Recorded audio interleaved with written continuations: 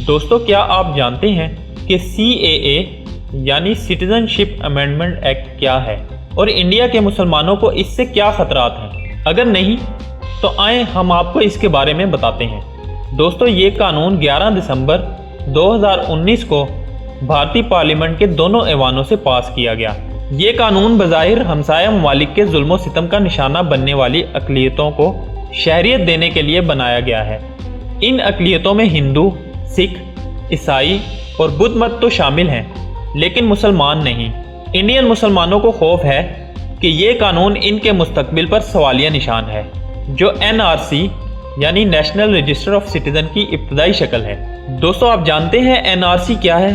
NRC का मकसद India के तमाम शहरियों को एक नेशनल रजिस्टर में शामिल करना है, जिससे कबल इन्हें अपने आबाओ अजदाद के तारीखी कागजात के ज़रिए ये साबित करना है कि इन्हें इंडिया में रहने का हक क्यों है।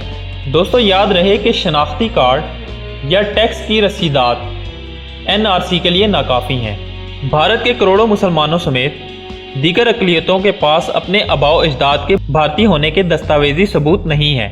सिटीजनशिप अमेंडमेंट बिल के ज़रिए मुसलमानों के अलावा तमाम दीगर अक़लियतों को भारतीय शहरियत दी जाएगी, जबकि करोड़ों मुसलमानों को भारत से बेदखल या हिरासती कैंप्स में रखा जाएगा। दोस्तों, इस कानून के बनने के बाद भारत की अक़लियतें, ख़ास तौर पर मुसलमान, सरापे एहतजाज हैं।